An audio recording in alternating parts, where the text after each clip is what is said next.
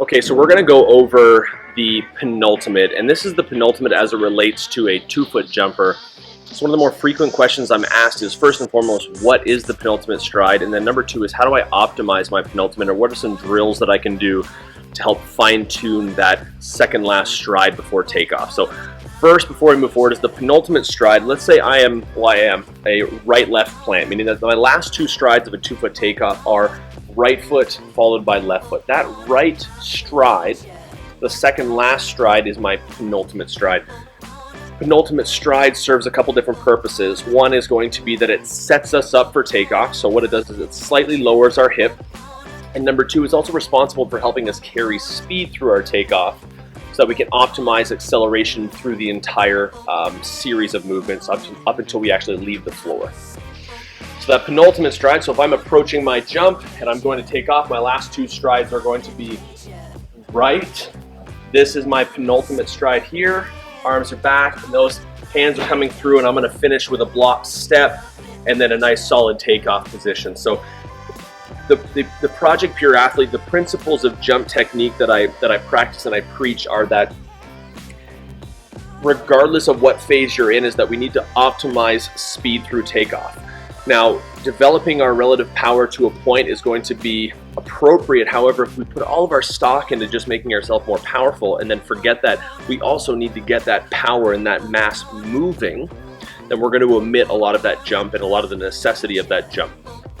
So in order to maximize this second last step, what we want to do is ensure that this stride is being pushed into versus galloped into. And I'll show you the difference between the two.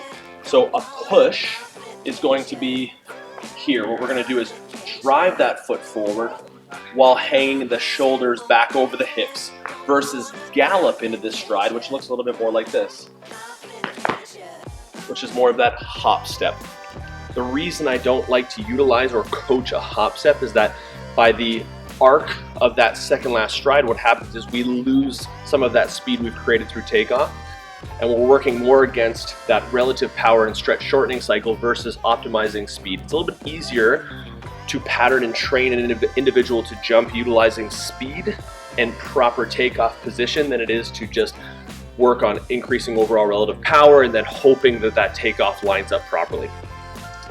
One drill that I use to pattern this penultimate stride and work on pushing into this stride versus galloping is the penultimate jab. So the penultimate jab looks a little bit like this, kind of like a breakdancing move if I'm being honest.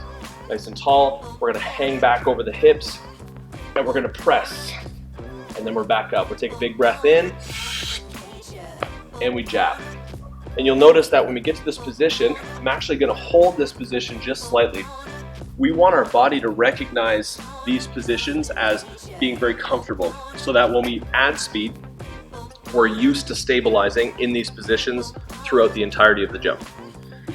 So what I'd recommend doing is just patterning this penultimate jab kind of throughout your workouts. If you're a jumping athlete, it's important to practice jumping as a skill, as well as training the body to be stronger.